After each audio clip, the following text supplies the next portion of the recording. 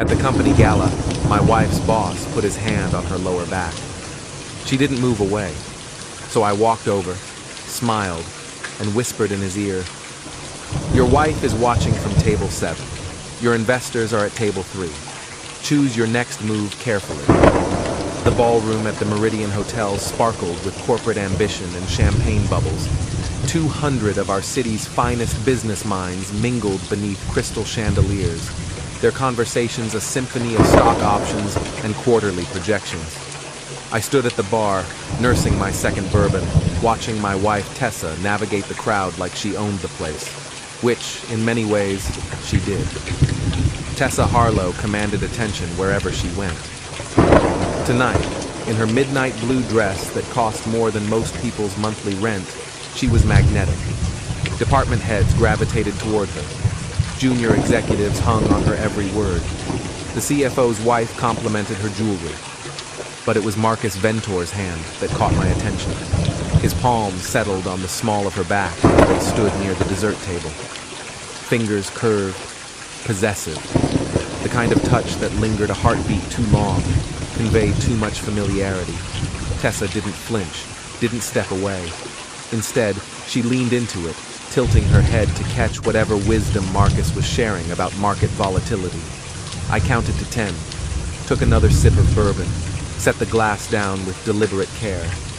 Marcus Ventor, Senior Vice President of Operations, Tessa's direct supervisor for the past 2 years, married to Elena Ventor, who sat at table 7 wearing pearls and a smile that never quite reached her eyes.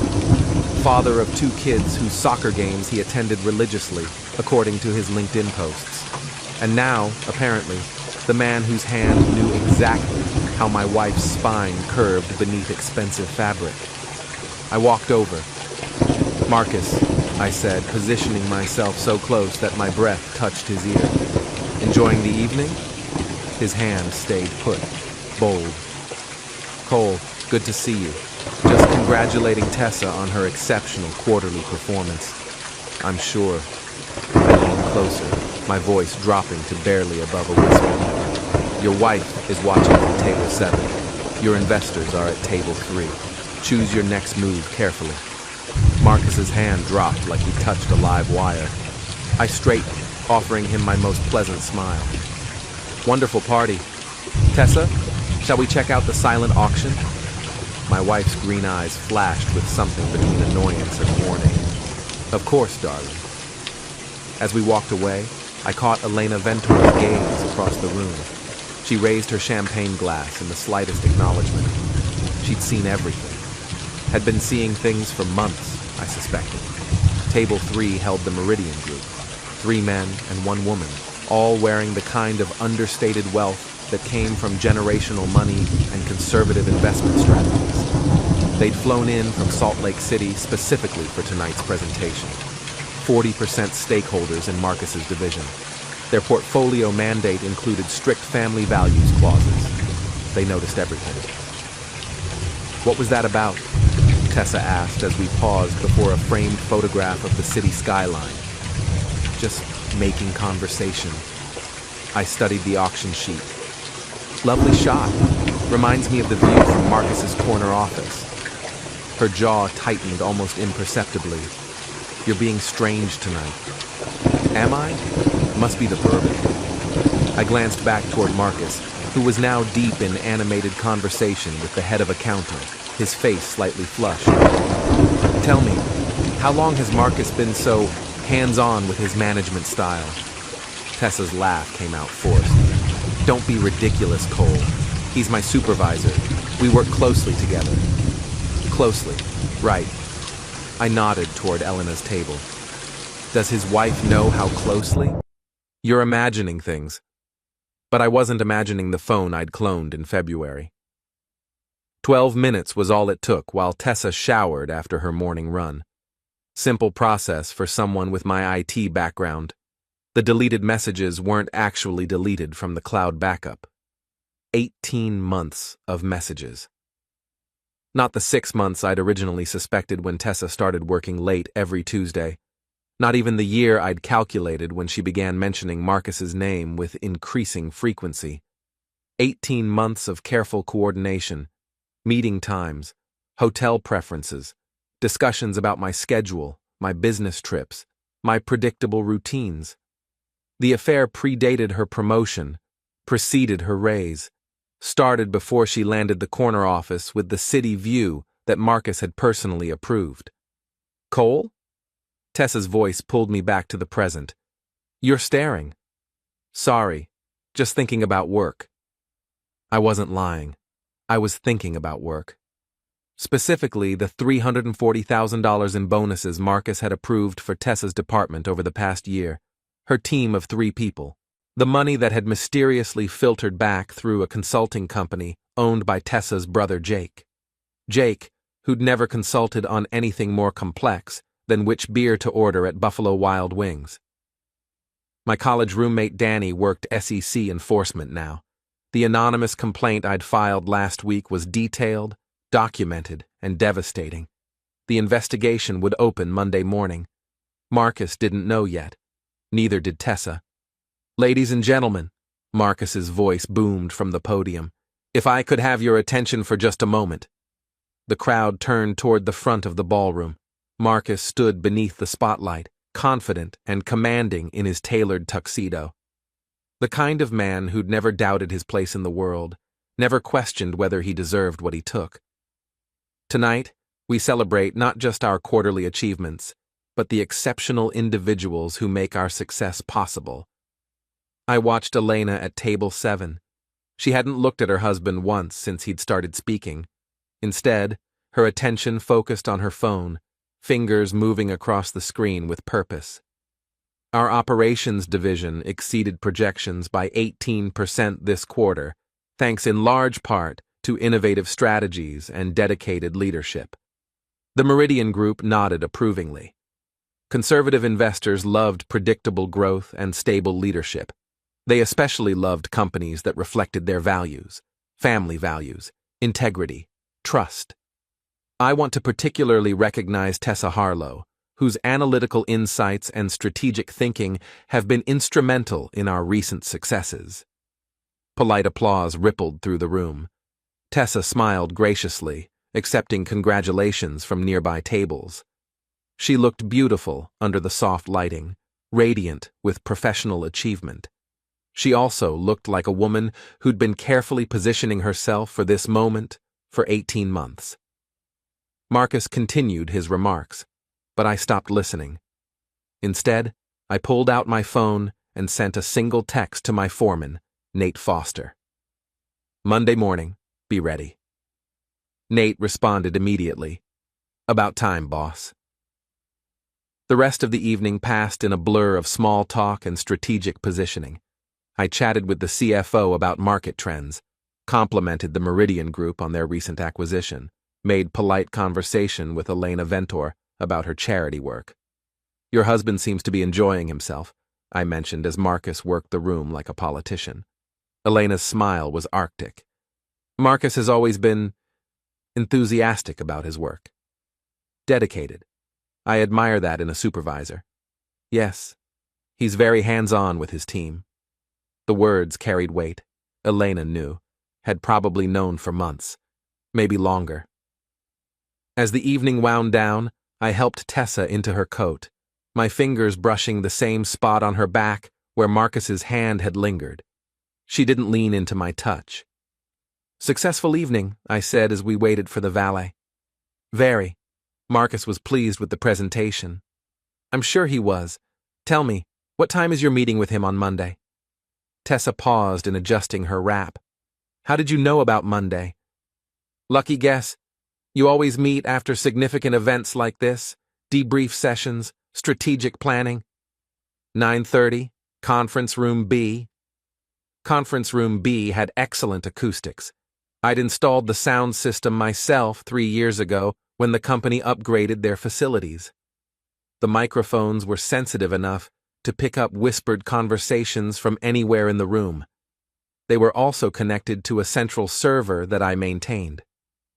Sounds productive, I said as our car arrived. The drive home was quiet. Tessa scrolled through her phone, responding to messages and emails with the efficiency that had made her indispensable to Marcus's operation. I focused on the road, mentally reviewing the timeline I'd constructed over the past 6 months. 18 months ago, first message exchange between Tessa and Marcus. Professional, careful. 16 months ago, late evening texts about project coordination. 14 months ago, hotel reservations under assumed names. 12 months ago, Tessa's promotion to senior analyst. 10 months ago, Jake's consulting company receives its first payment. 8 months ago, Tessa's salary increase. 6 months ago, Marcus approves Tessa's relocation to the corner office. 4 months ago, discussions about removing obstacles to their relationship. 2 months ago, detailed plans for framing me for emotional manipulation if I became problematic. 1 week ago, my SEC complaint filed. Tomorrow, the beginning of the end. Monday morning arrived with the kind of crisp October air that made everything seem sharper, more defined. I sat in my home office, surrounded by 3 monitors and enough computing power to run a small tech company. The irony wasn't lost on me. The same skills that had built our comfortable life were now documenting its destruction. Tessa had left for her 9:30 meeting an hour ago, coffee travel mug in hand, briefcase perfectly organized. She'd kissed my cheek before leaving, the same ritual we'd maintained for 8 years of marriage. "Don't wait up tonight," she'd said. "Marcus wants to discuss the Henderson project. Might run late." The Henderson project. According to the message threads I'd recovered, that was their code for the Marriott downtown. Room 412. Reserved under the name Jennifer Walsh, paid for with a company credit card allocated to client entertainment expenses. I opened the first monitor to display the SEC portal. Danny's contact information glowed at the top of my screen.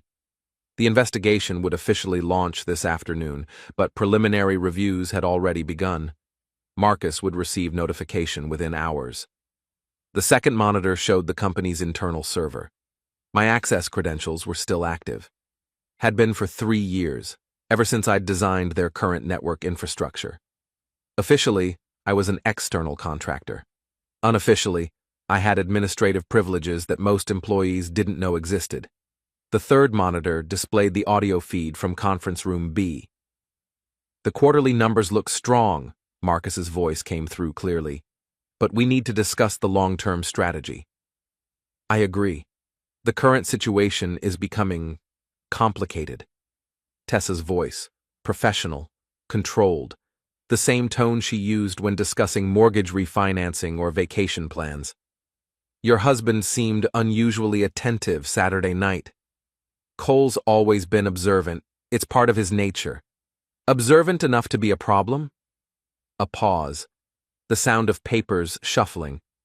"He's been asking questions about my schedule, about you." "What kind of questions?" "The kind that suggest he's paying attention." I leaned back in my chair, fingers steepled. They were scared. Good. Fear made people careless. Careless people made mistakes. My phone buzzed with a text from Nate. "Ready when you are, boss. The boys are asking questions." Nate Foster had worked construction for 23 years. He'd been my foreman for the past 5, ever since I'd started Arlo Construction as a side business. What began as weekend projects had evolved into a legitimate operation. We specialized in high-end residential work, custom homes for executives and professionals who value discretion and quality, including Marcus Ventor. 2 years ago, Marcus had hired us to build a deck and outdoor kitchen at his suburban home. Beautiful property, expensive neighborhood, the kind of place where neighbors minded their own business and landscaping services came twice weekly. During that project, I'd noticed things. Elena's separate bedroom, Marcus's home office with its sophisticated lock system, the way he spoke to his wife when he thought no one was listening. I'd also installed more than just outdoor lighting. "Tell the crew to be patient," I texted back. "Everything happens today." The audio feed from conference room B continued. "We need to accelerate our timeline," Marcus was saying. "The Meridian Group is asking questions about departmental efficiency." They want detailed reports on all senior staff. Including me? Including everyone. Elena's been... He paused. Elena's been different lately. Distant. She hired a lawyer last week. Divorce? I think so. She's been documenting everything. Financial records, travel expenses, even my work schedule. Elena Ventor was smarter than her husband realized. While Marcus had been playing corporate games and hotel room rendezvous, his wife had been building a case. The lawyer she'd hired specialized in high-asset divorces involving corporate malfeasance. I'd met him at a charity golf tournament last month. Nice man. Very thorough. What about Cole? Tessa asked. What about him? If Elena's documenting things and Cole's asking questions, you think they're connected? The possibility hadn't occurred to Marcus. He was too arrogant to imagine his wife and his mistress's husband might compare notes, too confident in his ability to control the narrative. I think we need to be careful, Tessa said. Careful how?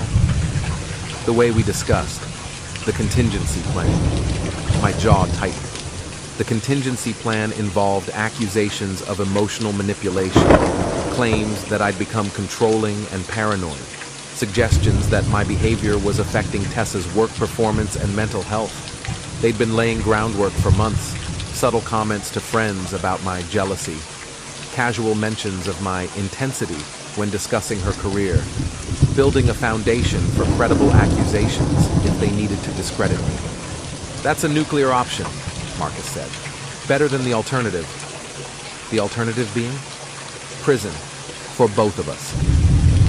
The consulting payments to Jake's company weren't just about moving money. They were about creating a paper trail that implicated Tessa in fraud. If the SEC investigation uncovered the scheme, she'd face federal charges. Marcus, as the approving supervisor, would be equally culpable, unless they could shift blame to an unstable spouse with access to company systems. My phone rang. Danny's number. Cole, we need to talk. Can you meet me downtown? There's been a development. 20 minutes later, I sat across from Danny Chen in a coffee shop 3 blocks from the federal building.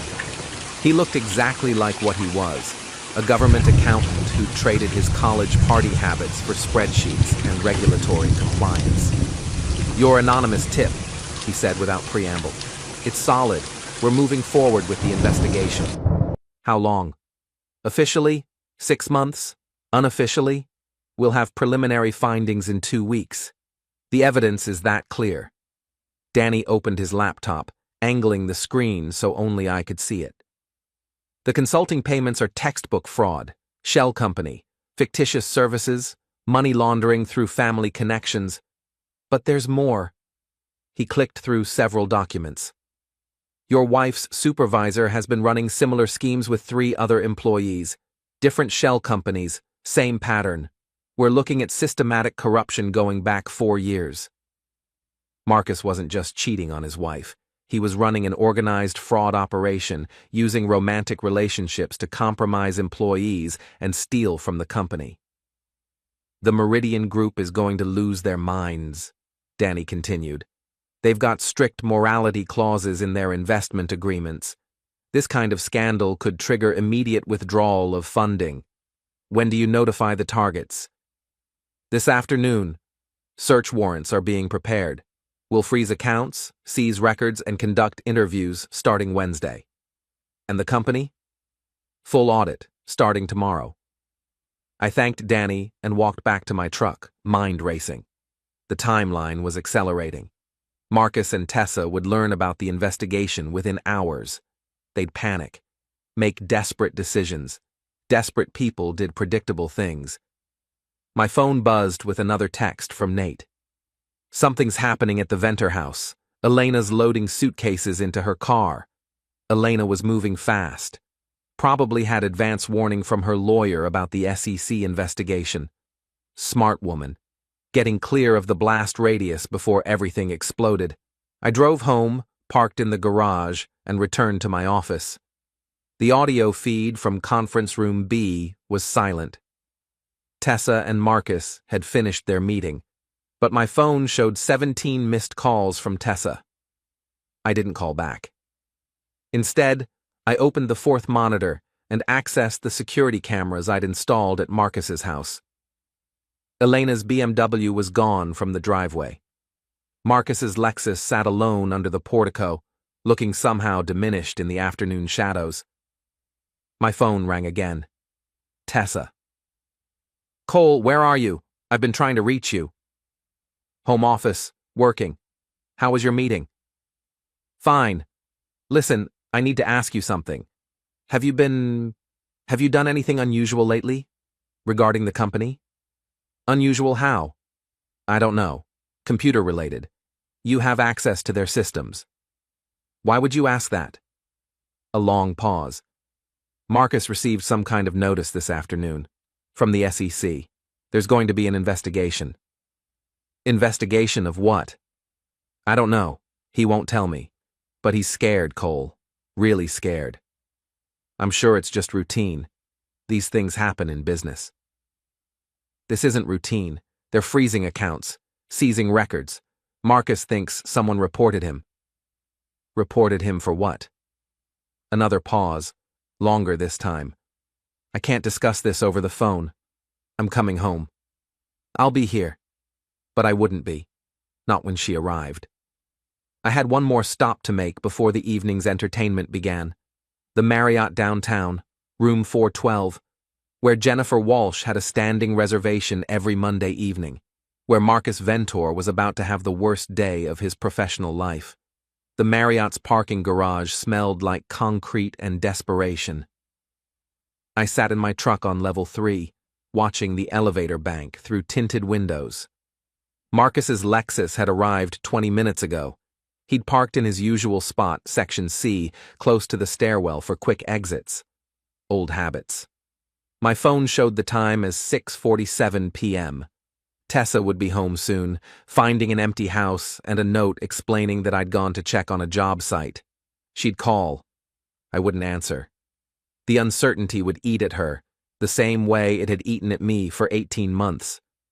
The elevator dinged. Marcus emerged, looking like a man walking to his own execution. His usually perfect hair was disheveled.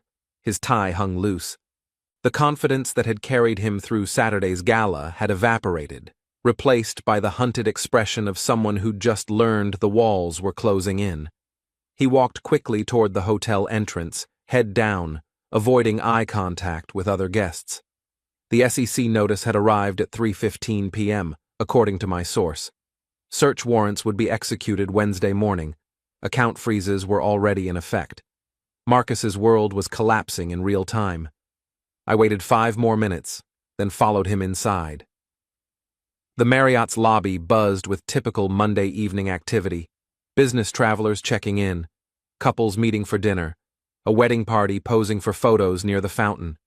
Normal people living normal lives, unaware that a different kind of drama was unfolding 4 floors above their heads. I took the stairs. Room 412 sat at the end of a quiet hallway, away from the elevators and ice machines. Perfect for privacy. I'd reserved the room across the hall earlier that morning, using a credit card linked to one of my construction accounts. The desk clerk hadn't asked questions. The hallway was empty. I pressed my ear to the door of 412. Voices, muffled but audible. "Can't stay here. The investigation. Need to think. Figure out our options." "What options?" "They have everything, Marcus. Bank records, email trails, your approval signatures." Tessa's voice sharp with panic. I pulled out my phone and activated the recording app. Whatever happened next, I wanted documentation. "We stick to the plan," Marcus said. "Your husband's been acting strange, asking questions, making threats." "What threats?" "Saturday night, at the gala, he cornered me, said things." "What things?" "He knew about us, about Elena, about the investors. He's been watching." "That doesn't prove anything." "It proves he's unstable, paranoid, the kind of person who might file false reports to get revenge on his wife's supervisor. The contingency plan. Frame me as a jealous husband who'd fabricated evidence to destroy his wife's career.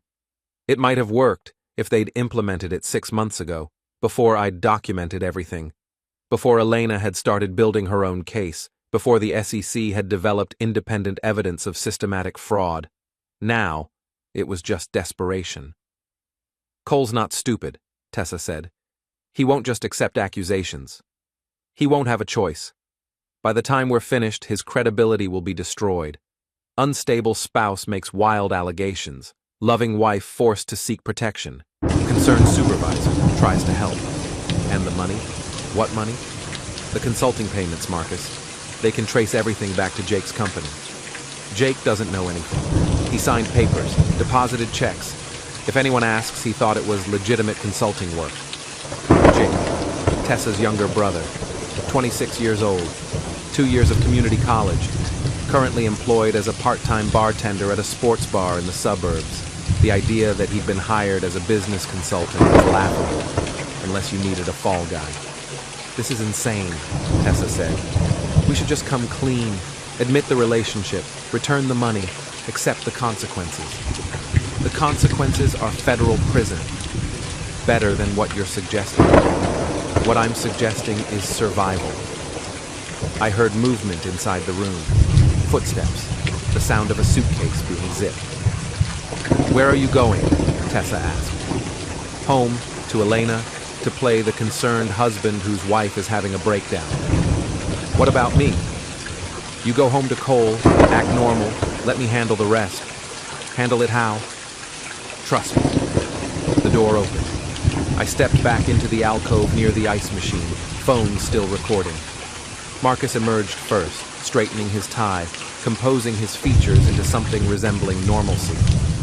He walked toward the elevator without looking back. Tessa followed 30 seconds later. She looked smaller somehow, fragile. The confident executive from Saturday's Gala had been replaced by a woman who just realized she was drowning. I waited until both elevators had descended, then walked to room 412. The door was slightly ajar. Hotel security would find it that way during their evening rounds. They'd check the registration. Jennifer Walsh. Credit card declined due to account freeze. No contact information on file. Another loose thread for investigators to follow. I returned to the parking garage and settled in to wait. The next phase required patience. My phone buzzed with a text from Nate. "Package delivered. Ms. Zimmer says thanks for the tip." Ms. Zimmer. Our 73-year-old neighbor who'd lived on Maple Street for 42 years. She knew everyone's business, remembered everything, and had strong opinions about marriage, fidelity, and proper behavior. She also had a clear view of our driveway from her kitchen window. The package Nate had delivered contained printed copies of selected text messages between Tessa and Marcus. Nothing explicit. Nothing that violated privacy laws. Just enough to establish a pattern of inappropriate communication between a supervisor and his employee. Ms. Zimmer would study those messages carefully. She'd compare them to her own observations about Tessa's schedule, her late nights, her unexplained absences. She'd reach conclusions. More importantly, she'd share those conclusions with her bridge club, her church group, and anyone else who'd listen. Small-town gossip was a powerful weapon when properly deployed. At 8:23 p.m., Tessa's Honda pulled into our driveway. She sat in the car for several minutes before going inside. Through her phone's GPS tracking, I could monitor her location in real time. She went straight to the kitchen, then to my office, then to our bedroom, looking for me, finding evidence of my absence. At 8:31, she called. I let it go to voicemail. At 8:35, she texted, "Where are you? We need to talk." At 8:42, she called again. At 8:47, she sent another text. "This is serious, Cole. Please call me." Fear was setting in. The same fear I'd lived with for months, wondering why my wife was pulling away, why her schedule had become so unpredictable, why she'd changed her phone password 3 times in 6 months. Now she could experience that uncertainty firsthand. At 9:15, Marcus's Lexus pulled into his driveway. I watched through the security cameras as he approached his front door, key in hand, preparing to play the role of concerned husband returning from a long day at the office. The door opened before he reached it. Elena stood in the doorway, still wearing the pearls from Saturday night. Behind her, I could see suitcases stacked in the foyer. The conversation was brief. Elena's lawyer had prepared her well. She handed Marcus an envelope, spoke for less than 30 seconds, then closed the door. Marcus stood on his own front porch, holding divorce papers, locked out of the house he'd paid for. He walked back to his car, shoulders slumped in defeat. My phone rang. Tessa again. This time, I answered. Cole? Thank goodness, where have you been? Driving, thinking, trying to process some things. What things? Saturday night, you're meeting with Marcus today. The SEC investigation. A sharp intake of breath. How do you know about the investigation? Word travels fast in business circles, especially when it involves fraud allegations. It's not what you think. What do I think, Tessa? I don't know, but whatever you're imagining, you're wrong. Am I? Then explain it to me. Explain why the SEC is investigating your supervisor. Explain why you've been meeting him at the Marriott every Monday for the past 8 months.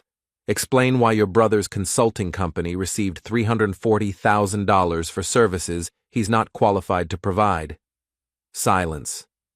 Cole. Explain why you've been planning to frame me for emotional manipulation if your scheme was discovered. Explain why you thought I was stupid enough not to notice. More silence. I'm coming home, she finally said. No, you're not. What do you mean? I mean the locks have been changed. I mean your belongings are packed and sitting on the front porch. I mean our marriage is over. You can't do this. I just did. Cole, please, let me explain. 18 months, Tessa. You've had 18 months to explain. The time for explanations is over.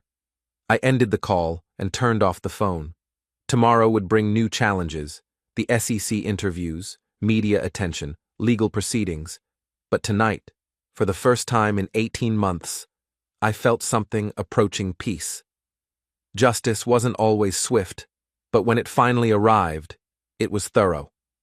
Wednesday morning brought autumn rain and federal agents. I watched from my office window as 3 black SUVs pulled into the parking lot of Venter Industries. The SEC investigation was moving into its active phase. My phone had been silent since Monday night. Tessa's belongings had disappeared from the front porch Tuesday morning, along with her car from the driveway. Ms. Zimmer reported seeing a moving truck around noon, followed by several heated phone conversations in her backyard. The neighborhood was talking. Cole? Nate's voice carried from the kitchen. You've got visitors. I walked downstairs to find Elena Ventor standing in my living room, immaculate as always, despite the circumstances. She wore a charcoal gray suit that probably cost more than most people's monthly salary, and her expression carried the cold satisfaction of a woman whose patience had finally been rewarded. Mrs. Ventor, this is unexpected. Elena, please, I think we're past formalities. She gestured toward the window, where the federal vehicles were visible in the distance. Quite a morning. I imagine so. Coffee? Thank you. We settled in the kitchen, the domestic normalcy of the moment contrasting sharply with the drama unfolding across town. Elena accepted her cup with steady hands. Marcus was arrested an hour ago, she said without preamble. At his office, in front of his entire staff.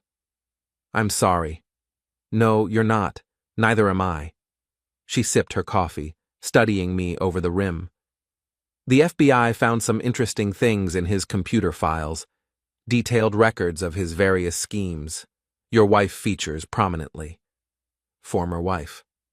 Yes, I heard about Monday night. Efficient work. Elena reached into her purse and withdrew a manila folder. I thought you might find these interesting. The folder contained photographs. Marcus and Tessa entering the Marriott. Marcus and a blonde woman I didn't recognize at a restaurant downtown. Marcus and a brunette in the parking lot of another hotel. 3 other employees, Elena explained. All part of his consulting fraud. All romantically involved with him at various times over the past 4 years. You've been documenting this for a while. 2 years, since I found the first hotel receipt in his jacket pocket. Her smile was arctic. I'm a very patient woman, Cole, but patience has its limits. What happens now? Now, Marcus faces federal charges for fraud, embezzlement, and conspiracy. The other women face similar charges. The company faces massive fines and potential bankruptcy. The Meridian Group has already withdrawn their investment. And Tessa? Elena's expression softened slightly. Your wife was the most recent addition to his scheme. Her involvement is extensive, but not as deep as the others. With proper legal representation and cooperation with investigators, she might avoid prison. Might. The federal system isn't known for its mercy, especially in cases involving systematic fraud. I processed this information, feeling a complex mix of satisfaction and regret. Justice, but at a cost that extended far beyond the guilty parties. There's something else, Elena continued.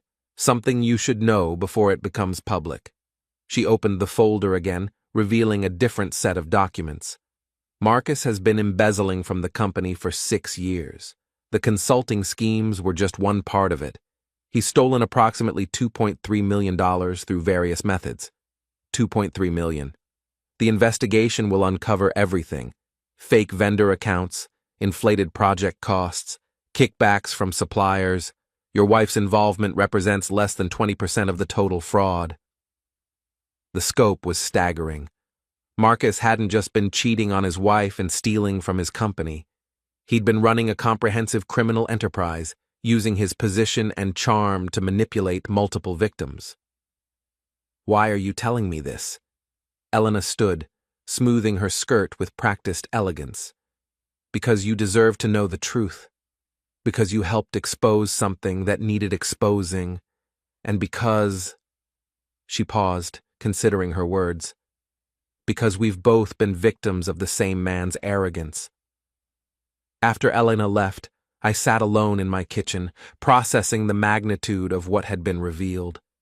The rain continued to fall, washing the autumn leaves from the maple trees that lined our street. Our street. I'd have to stop thinking of it that way. My phone buzzed with a text from Danny. Need to talk. Can you come downtown? The federal building was a hive of activity. News vans lined the street. Reporters interviewed anyone willing to discuss Ventor Industries and the ongoing investigation. I slipped through the crowd and took the elevator to Danny's floor. Hell of a thing, he said, closing his office door behind me. Your anonymous tip opened up the biggest corporate fraud case we've seen in 5 years. Elena said Marcus has been stealing for 6 years. At least, maybe longer. We're still unraveling everything. Danny gestured toward a wall covered with charts, photographs, and financial documents. He was sophisticated. Multiple shell companies, fake identities, offshore accounts. If he'd been content with just stealing money, he might have gotten away with it. But he wasn't content. No, he got greedy, started using romantic relationships to expand his schemes. That created witnesses, people who could testify about his methods. Like Tessa. Like all of them. 4 women, Cole. 4 separate schemes running simultaneously. He was juggling relationships, managing multiple frauds, and somehow maintaining his public image as a family man and successful executive. Until it all collapsed. Spectacular collapse. The company's stock price has dropped 60% since Monday. The Meridian Group is demanding full restitution. Marcus's assets are frozen. His house is being seized. I thought about Elena's suitcases, her careful preparation for this moment. What about the women? Depends on their level of cooperation. The first 2 are already talking, providing detailed testimony about Marcus's methods and their own involvement. The third hired a lawyer and isn't saying anything yet. And Tessa? Danny consulted his notes. Scheduled for questioning tomorrow morning. Her lawyer contacted us yesterday. They're interested in a cooperation agreement. What would that involve? Full disclosure of her involvement. Testimony against Marcus. Restitution of the money she received. Possible plea agreement for reduced charges. Prison? Maybe. Probably probation and community service if she cooperates fully. The federal guidelines are complex, but first-time offenders who assist in prosecution often receive lighter sentences. I left the federal building feeling emotionally drained. The investigation was proceeding exactly as planned, but the human cost was becoming clear. Tessa faced potential federal charges. Marcus would likely spend years in prison.